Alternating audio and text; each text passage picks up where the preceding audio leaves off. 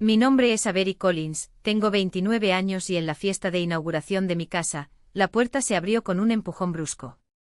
Mi hermana Jenny entró arrastrando 2 maletas por el suelo de madera, el chirrido de las ruedas atravesó el sonido de la risa y la música. Su marido, Trent, iba detrás, con esa sonrisa de quien ya sabe que va a ganar. Mami dijo que podemos vivir aquí, anunció, como si fuera la cosa más natural del mundo. Los vasos se detuvieron a medio camino de sus bocas, las conversaciones se desvanecieron en el aire e incluso la lista de reproducción parecía haberse ahogado. Fue entonces cuando mi celular vibró, un mensaje de mi madre, breve y directo: no hagas un escándalo. Mis dedos se apretaron alrededor del reloj de mi abuelo, el mismo que me regaló hace años, y sentí el peso de cada segundo golpeando mis huesos. Pero no sabían que incluso antes de ese momento, ya estaba almacenada una única grabación, lista para colapsar todo lo que parecía sólido. Crecí en una casa donde el silencio no era paz, era estrategia. La luz de la cocina, siempre demasiado brillante, se reflejaba en el suelo de linóleo mientras mi madre golpeaba las cacerolas con una fuerza que reemplazaba a las palabras. Yo era la hija mayor, la que lavaba los platos, sacaba la basura y pedía disculpas por cosas que nunca hice. Jenny, 3 años menor, derramó jugo de uva sobre la alfombra y se salió con la suya, mientras yo escuchaba la seca orden: Avery, trae un trapo. Y lo peor fue la forma en que mi madre lo justificaba: siempre lo haces mejor. Jenny sonreía, tenía las manos todavía cubiertas de azúcar y yo me tragaba mi ira, porque el abuelo Harold, desde el sillón, movía la cabeza en una señal que yo conocía bien: no vale la pena. Más tarde, cuando la casa estaba en silencio, me llamaba. Un día puso una caja en mi mano, dentro un reloj viejo pesado, lleno de marcas, pero que aún funcionaba. Cuida tu propio tiempo, Avery, susurró. No dejes que otros dicten tu dirección. En ese momento, la pulsera era demasiado grande para mi muñeca, pero la usé de todos modos y la escondí debajo de la manga de mi camisa en la escuela. Era mi escudo, mi prueba de que había un mundo más allá de esa estufa, de esas órdenes, de ese lugar donde era invisible a menos que estuviera sirviendo. Las fiestas de cumpleaños eran las peores. Jenny recibió regalos envidiosos, una bicicleta rosa con un lazo en el manillar, mientras yo desenvolvía unos calcetines y un libro de crucigramas. Tú eres el inteligente, decía mi madre, como si la practicidad fuera un trofeo. Todos aplaudieron cuando Jenny tropezó por la acera, balanceándose sobre sus nuevas ruedas.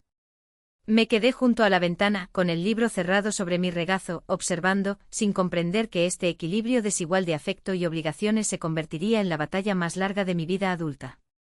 En la escuela secundaria, las líneas que nos separaban se hicieron aún más claras. Jenny se deslizaba por la vida con una sonrisa, dividiendo su tiempo entre prácticas de porristas y fiestas de fin de semana. Tuve 2 trabajos después de la escuela, organizando libros en la biblioteca y limpiando mesas en un restaurante barato, solo para ahorrar dinero para la universidad. Cuando cumplí 16 años, mi madre me entregó un sobre delgado. Pase de autobús para el semestre, dijo, ya dándose la vuelta.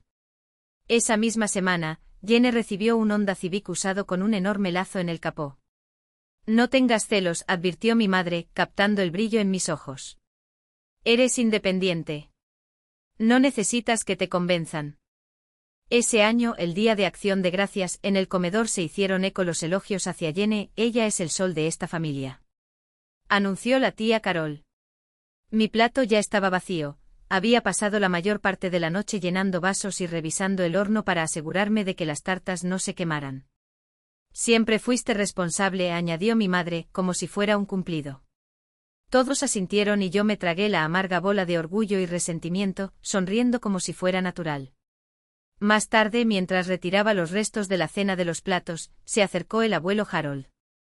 No dijo nada, solo puso su mano en mi hombro por un segundo, sus ojos se llenaron de una comprensión que no necesitaba palabras.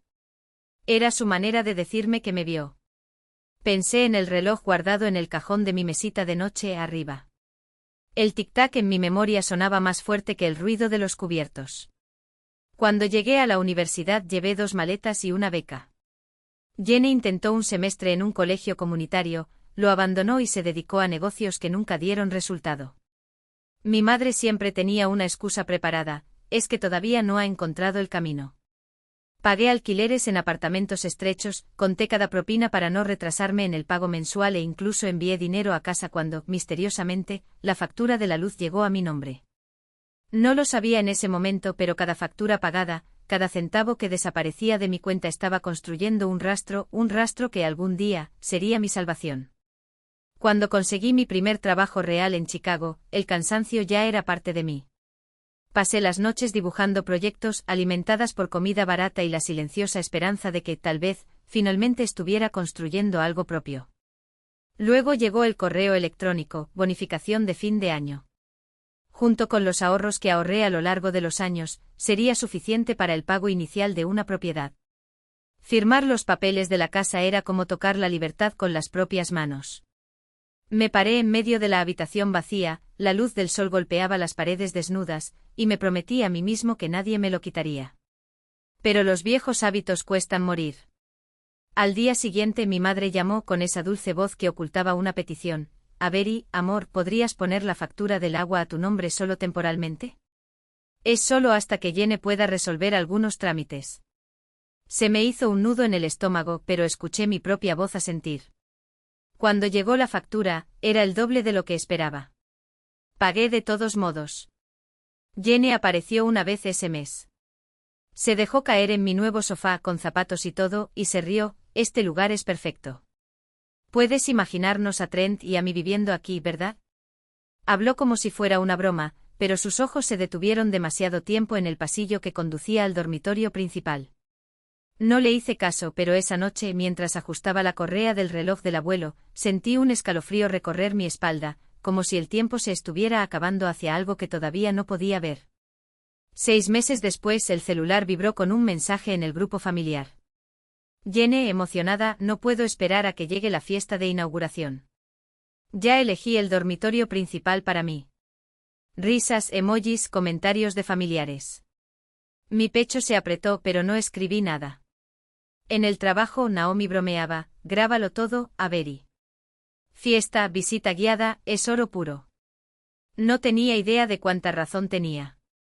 El día antes del evento, recorrí cada habitación revisando las cámaras, probando las cerraduras, percibiendo el olor a pintura fresca.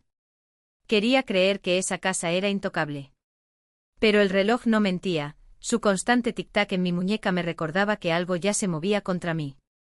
A la mañana siguiente de la fiesta, sentado en la sala silenciosa, con los vasos desechables extendidos sobre el mostrador y el olor agrio del vino derramado en el aire, mi teléfono celular seguía vibrando con fotos de los invitados. Pero lo único que podía oír era el roce de las ruedas de la maleta de Jenny contra el suelo. Primero abrí la aplicación del timbre. El vídeo apareció de inmediato, Jenny tirando de la maleta, Trent detrás, con esa sonrisa de quien ya se siente dueño del lugar. Avance rápido la grabación. Horas más tarde, cuando la mayoría de los invitados se habían marchado, Trent volvió a salir. Tiró del pomo de la puerta del garaje, miró hacia atrás y volvió a intentarlo. Escuché el eco de mi propia respiración entrecortada en la habitación vacía mientras la cerradura resistía obstinadamente en la pantalla. Descargué el clip, lo guardé en la nube y lo copié en un pendrive. Anoté la fecha en un post-it y lo pegué a un lado. Cadena de custodia impecable y a prueba de excusas. Pero una grabación de la invasión no sería suficiente. Jenny distorsionaría la historia, mi madre la apoyaría y al final, yo sería la ingrata, la egoísta, la hija que no ayudó a la familia. Necesitaba demostrarlo con números, quién pagó qué, cuándo y cómo. Abrí mis extractos bancarios y ahí estaba, años de depósitos, retiros, transferencias. El comprobante de la transferencia que mi madre había hecho el día que. Jenny no encontró palabras, solo el eco de su propia voz en la grabación, riendo mientras se arrojaba sobre mi ropa de cama, como si ya hubiera ganado. Su boca se abrió, se cerró, se abrió de nuevo, un pez fuera del agua, ahogándose en su propia mentira. Trent, siempre su perro guardián, dio medio paso hacia adelante con los puños cerrados, pero retrocedió cuando la señora Patel levantó la mano como un juez a punto de dejar caer su mazo. Clara violación, repitió, cada sílaba era un clavo en el ataúd de su farsa. Mi madre, pálida como la pared detrás de ella, intentó un último truco. Avery, esto es innecesario. Somos familia. Su voz temblaba, pero no de emoción, sino de cálculo. Sabía que las tornas habían cambiado. No respondí. No era necesario.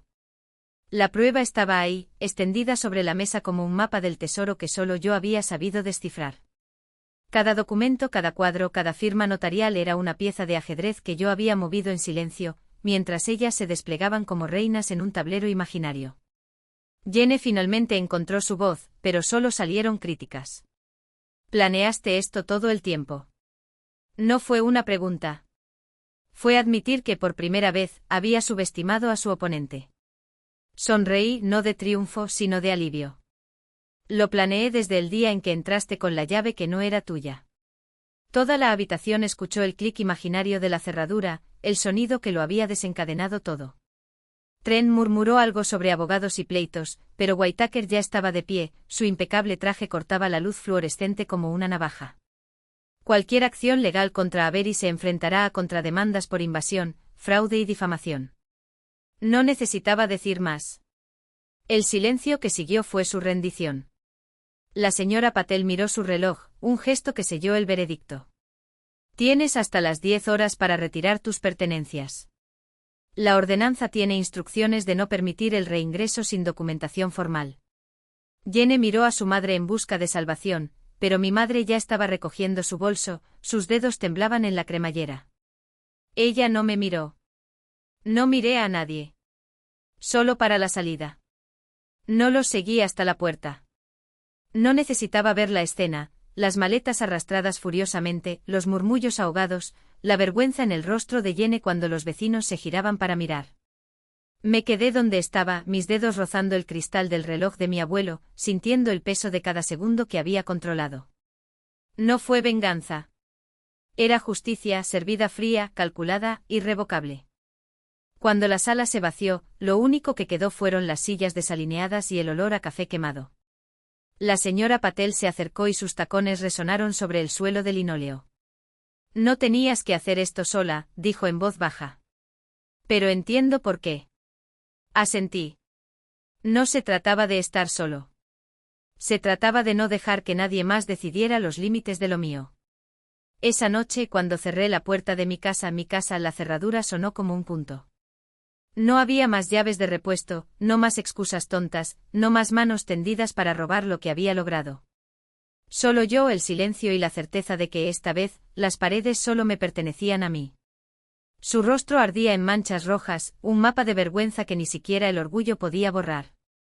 Mi madre la siguió con los brazos cruzados lo suficientemente apretados como para contener el mundo, o al menos la fachada, pero los vecinos ya lo habían visto todo.